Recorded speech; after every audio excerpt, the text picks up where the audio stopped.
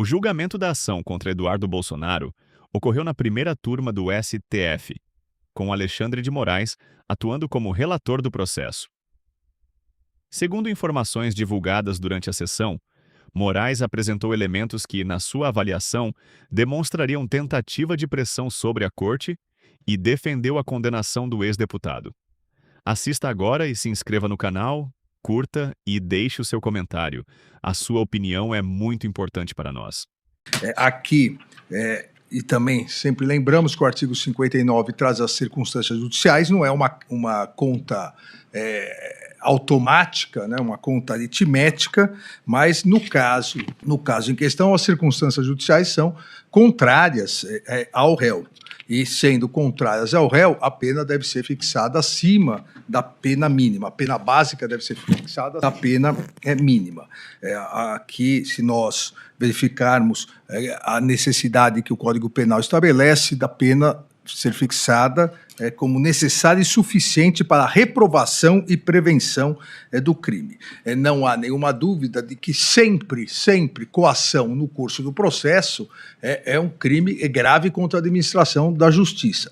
Mas as circunstâncias judiciais desse caso específico são mais graves ainda, porque houve uma atuação de um ex-deputado federal, representando-se ou se colocando como representante do povo brasileiro num governo estrangeiro, atuando contra o povo brasileiro, atuando contra as instituições brasileiras, atuando contra o poder judiciário brasileiro, levando informações sigilosas, informações processuais sigilosas a autoridades norte-americanas, insistindo mesmo que isso causasse um grande prejuízo econômico, social do Brasil, insistindo na coação para favorecer o seu próprio pai. Então, se nós analisarmos as circunstâncias judiciais, a culpabilidade do réu se demonstra extremamente elevada. Assim, presidente, dentro dessas circunstâncias, a pena é de 2 a 4 anos, fixo a pena base inicial fixo em 2 anos e 6 meses e 30 dias multa. Cada dia multa no valor de 2 salários mínimos. Não há, na segunda fase, não há nem atenuantes, nem agravantes a serem aplicadas. Na terceira fase aqui trata-se do artigo 71, crime continuado, se verifica no mínimo 9 condutas, ou seja, são vários crimes, obviamente, em continuidade delitiva, mas são 9, no mínimo 9 momentos em que houve a execução do crime de coação no curso do processo. Por isso, entendo que deva ser ampliada, aumentada a pena nos 2/3. O crime continuado é possível de 2/3, aumentando, então, para a pena em 2/3, chegando a pena final 4 anos e 2 meses, 50 dias multa, cada dia multa no valor de 2 salários mínimos. Nos termos do artigo 33 do Código Penal,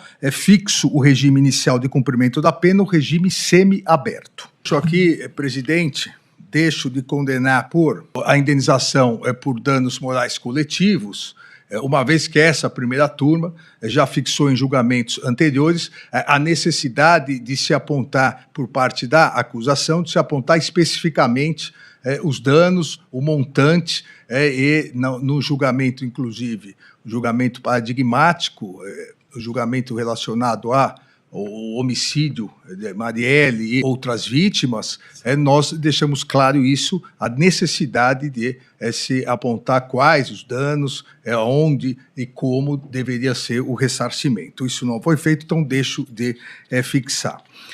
Ainda, presidente, nos termos da Lei Complementar 135 de 2010, a conhecida Lei da Ficha Limpa, que alterou a Lei Complementar 64 de 90, das inelegibilidades, declaro a inelegibilidade do réu.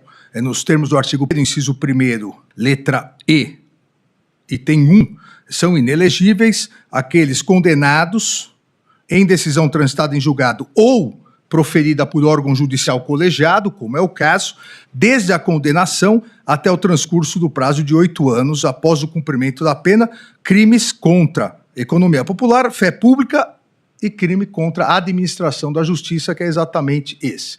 Então, a partir dessa condenação, não há necessidade do trânsito em julgado. A partir dessa condenação pela primeira turma, que é um órgão colegiado, o réu está inelegível pelo prazo de 8 anos, imediatamente pelo transcurso do prazo de 8 anos após o cumprimento da pena.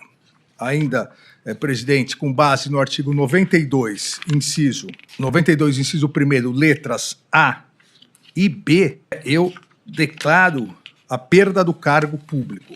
O Código Penal estabelece que é efeito da condenação, da sentença penal condenatória, a perda do cargo, função pública ou mandato eletivo. Aqui, no caso do mandato, nem a necessidade de analisar, porque, como disse, no dia 18 de dezembro do ano passado, a própria Câmara dos Deputados declarou a perda do mandato de Eduardo Bolsonaro em virtude de ter se ausentado mais de 1/3 das sessões durante o ano legislativo.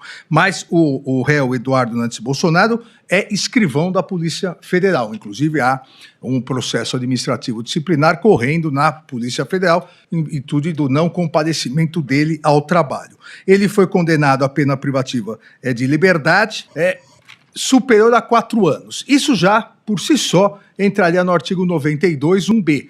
Mas aqui, em alguns casos isso ocorre, ele se encaixa, a sua situação se encaixa nas duas hipóteses de perda do cargo.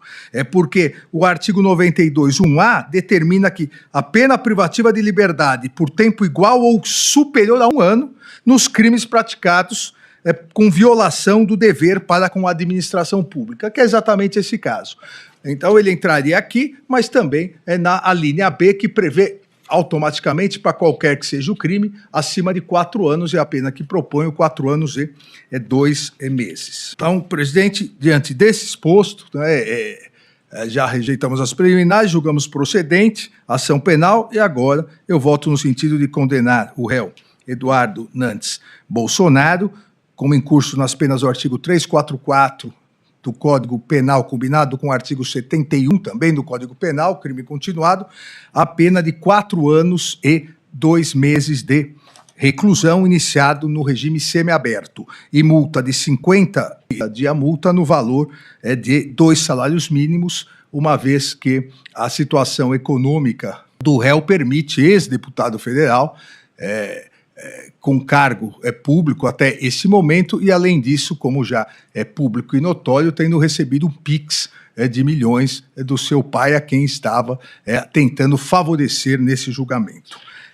Nesses termos, ainda peço à presidência da turma que, imediatamente terminado o julgamento, ainda, como disse, não há necessidade do trânsito em julgado, oficie-se a presidência do Tribunal Superior Eleitoral, nos termos da Lei Complementar 64, para que fique constando sua inelegibilidade. E após o trânsito em julgado, lance-se o nome do réu no rol dos culpados, guia de execução, e nos termos do artigo 15, inciso 3º da Constituição Federal, a partir do trânsito em julgado, estará suspenso dos seus direitos políticos. É o voto, presidente. Como voto, eminente ministro Cristiano Zanin. Senhor presidente, renovo meus cumprimentos e da mesma forma que o eminente relator, ministro Alexandre de Moraes, expôs agora em seu voto acerca da dosimetria, eu cheguei à mesma pena a partir do artigo 59 do Código Penal.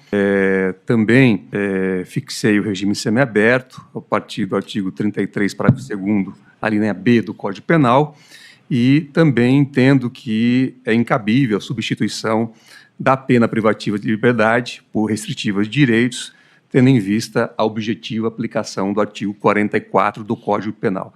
Então, por esses fundamentos, eu estou acompanhando na íntegra o eminente relator.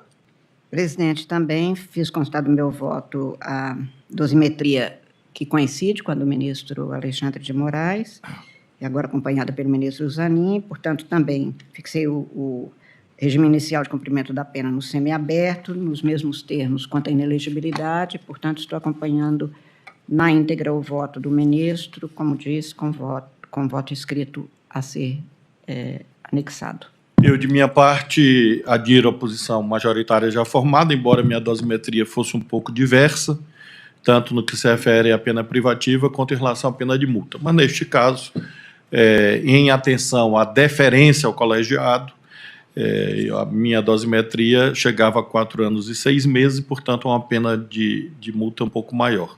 Mas, em razão da proposta de Sua Excelência, eminente relator, eu adiro em deferência ao colegiado e, por isso, proclamo o resultado. A turma, por unanimidade, condenou o senhor Eduardo Nantes Bolsonaro nos termos do artigo 344, combinado com o artigo 71 do Código Penal, pena de 4 anos e 2 meses, nos termos do voto do relator. Também condenou a 50 dias multa, sendo cada dia multa no valor de 2 salários mínimos. A turma, identicamente, por unanimidade, fixou o regime semiaberto para o início do cumprimento. A turma rejeitou o pleito do Ministério Público no que se refere à indenização de danos morais coletivos por falta de fundamentação na petição que inaugurou esta ação penal. Prosseguindo, a turma fixou e reconheceu o efeito legal da inelegibilidade nos termos da Lei Complementar 64, assim como a perda do cargo efetivo que o réu mantém na Polícia Federal. Como consecutário dessa proclamação, haverá imediatamente pela turma a expedição de ofício ao presidente do Tribunal Superior Eleitoral para fins de consignação da inelegibilidade. Após o trânsito em julgado, será feita a inserção do senhor Eduardo Bolsonaro no rol de culpados, será expedida a guia de execução, assim como também a suspensão dos direitos políticos.